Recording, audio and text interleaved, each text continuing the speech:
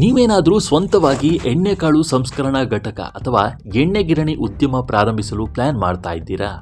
ಹಾಗಿದ್ರೆ ನಿಮ್ಮ ಯಂತ್ರೋಪಕರಣಗಳ ಖರೀದಿಗೆ ಸ್ವತಃ ಸರ್ಕಾರವೇ ಲಕ್ಷಾಂತರ ರೂಪಾಯಿ ಹಣವನ್ನು ನೀಡ್ತಾ ಇದೆ.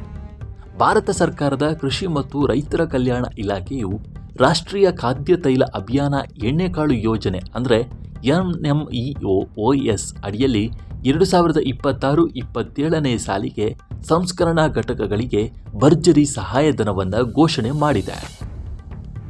ಆದರೆ ನೆನಪಿರಲಿ, ನಿಮ್ಮ ಅರ್ಜಿ ಸಲ್ಲಿಸಲು ಕೊನೆಯ ದಿನಾಂಕ ಹತ್ತಿರದಲ್ಲೇ ಇದೆ.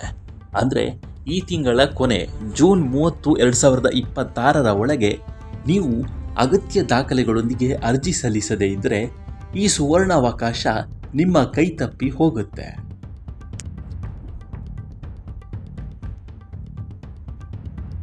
ದೇಶದಲ್ಲಿ ಖಾದ್ಯ ತೈಲಗಳ ಆಮದು ಅವಲಂಬನೆಯನ್ನು ಕಡಿಮೆ ಮಾಡಲು, ದೇಶೀಯ ಎಣ್ಣೆಕಾಳುಗಳ ಉತ್ಪಾದನೆಯನ್ನು ಹೆಚ್ಚಿಸಲು ಮತ್ತು ಆತ್ಮನಿರ್ಭರತೆ ಸಾಧಿಸುವ ಉದ್ದೇಶದಿಂದ ಈ ಯೋಜನೆಯನ್ನು 2024-25ರಿಂದ 2030-31ರವರೆಗೆ ಅನುಷ್ಠಾನಗೊಳಿಸಲಾಗ್ತಾ ಇದೆ.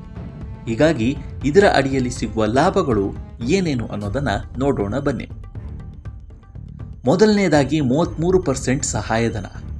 ಯೋಜನಾ ವರದಿಯಲ್ಲಿ ನಮೂದಿಸಿರುವ ಒಟ್ಟು ವೆಚ್ಚದ 33% ಅಥವಾ ಗರಿಷ್ಠ 9,99,000ವರೆಗೆ ಸರ್ಕಾರದಿಂದ ನೇರ ಸಹಾಯಧನ ದೊರೆಯಲಿದೆ.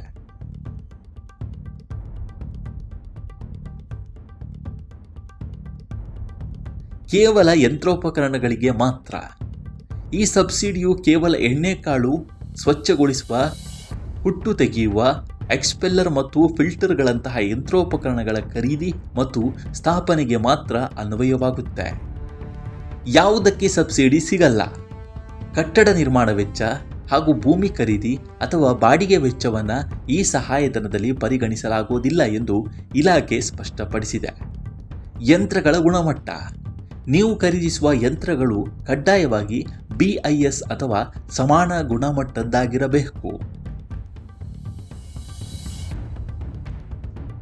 ಸ್ಥಳೀಯ ಮಟ್ಟದಲ್ಲಿ ಉದ್ಯೋಗಾವಕಾಶಗಳನ್ನು ಸೃಷ್ಟಿಸಲು ಮತ್ತು ಶುದ್ಧ ಖಾದ್ಯ ತೈಲಗಳ ಬಳಕೆಯನ್ನು ಉತ್ತೇಜಿಸುವ ಉದ್ದೇಶದಿಂದ ಈ ಯೋಜನೆಯನ್ನು ತರಲಾಗಿದೆ.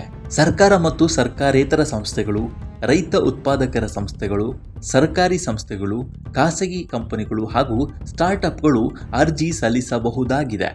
ಈ ವಿಡಿಯೋ ನಿಮಗೆ ಇಷ್ಟವಾಗಿದ್ದರೆ ಲೈಕ್ ಮಾಡಿ, ಶೇರ್ ಮಾಡಿ ಮತ್ತು ನಮ್ಮ NCIB ಚಾನಲನ್ನು ಈ ಕೂಡಲೇ ಸಬ್ಸ್ಕ್ರೈಬ್ ಮಾಡಿ. ಧನ್ಯವಾದಗಳು.